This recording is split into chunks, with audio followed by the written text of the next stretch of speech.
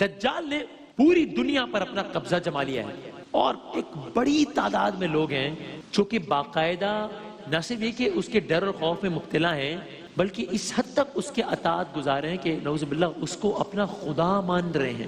یعنی ایسا لگ رہا ہے کہ ساری کی ساری چیزیں دجال کے کنٹرول میں، اور اس کو چیلنج کرنے والا کوئی نہیں ہے. یعنی ایک مرتبہ صحابہ کرام نے حضور اکرم صلی اللہ علیہ وآلہ وسلم سے پوچھا باقاعدہ، یا رسول اللہ جب ایسا دور آ جائے کہ جب دجال یہ سب کچھ کر رہا ہو تو ہم کیا کریں؟ سرکار دو عالم نے جواب دیا، فرمایا اس دور میں تم شام کی طرف ہجرت کر جانا. یہ بھی کہا کہ اس دور میں شام کی طرف ہجرت کرنے کا ثواب ایسا ہی ہوگا جیسے میرے دور میں مدینہ ہجرت کرنے کا ثواب ہوگا. آپ نے فرمایا صلی اللہ علیہ وآلہ وسلم ہرگز اپنے دین کو نہ چھوڑنا. اس وقت بھی صحابہ نے سوال کیا، یا رسول اللہ ہم فاقوں سے مرنے لگے تو پھر کیا کریں، کیا حکم ہوگا؟ فرمایا تسبیح کرنا، تقدیس کرنا، یعنی سبحان اللہ، الحمدللہ، ولا الہ الا اللہ، اور اللہ اکبر کہنا، یہی تمہاری خوراک ہوگی. تو اب کیا ہو رہا ہے دنیا میں، اور دجال کا کیا عالم ہے؟ ایسے بادلوں کی رفتار سے جن کے پیچھے تیز ہوائیں لگی ہوں گی، وہ پوری دنیا تک رسائی حاصل کرتا چلا جائے گا، اتنی تیزی سے، اتنی تیزی سے، اور اپنے اوپر ایمان کی دعوت دیتا چلا جائے گا. لیکن جو اہل ایمان ہوں گے، چاہے وہ پڑھے لکھے ہوں، دنیاوی اعتبار سے ان پڑھ ہوں، اہل ایمان اس کے ماتھے پر لکھی ہوئی اس تحریر کو پڑھ پائیں گے، وہ جان جائیں گے یہ دجال ہے. صحابہ کرام نے پھر عرض کی، یا رسول اللہ صلی اللہ علیہ وآلہ وسلم اس سے بچاؤ اور اس کی حفاظت کا کوئی طریقہ بھی ہے؟ سرکار دو عالم فرما رہے ہیں اس دور میں سورہ کہف کی ابتدائی آیات کی تلاوت کرنا. سرکار دو عالم کہہ رہے ہیں کوشش کرنا پہاڑوں کی طرف چلے جاؤ.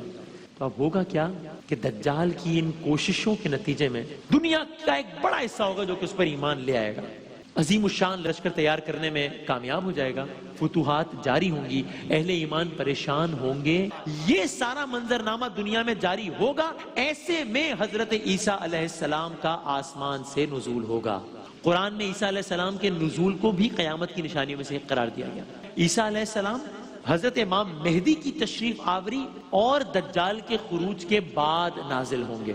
یہ وہ دور ہوگا جب پوری دنیا پر دجال کا دجالی نظام قائم ہو چکا ہوگا. بہت تھوڑی تعداد میں مسلمان باقی بچیں گے. پوری دنیا دجال کو خدا مان چکی ہوگی. مسلمان قحط کا شکار ہوں گے.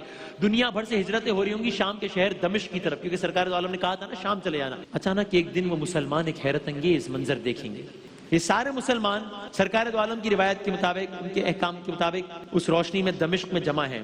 اچانک مسلمان یہ منظر دیکھیں گے، دمشق کی سفید مینارے والی مسجد کے مینار پر عیسیٰ علیہ السلام فرشتوں کے پروں پر ہاتھ رکھے آسمان سے نازل ہو رہے ہوں گے. کہا انہوں نے زرد رنگ کے کپڑے پہنے ہوں گے، خوبصورت لمبے بالوں سے پانی کے قطرے گر رہے ہوں گے. عیسیٰ علیہ السلام کا نزول ہو رہا ہے.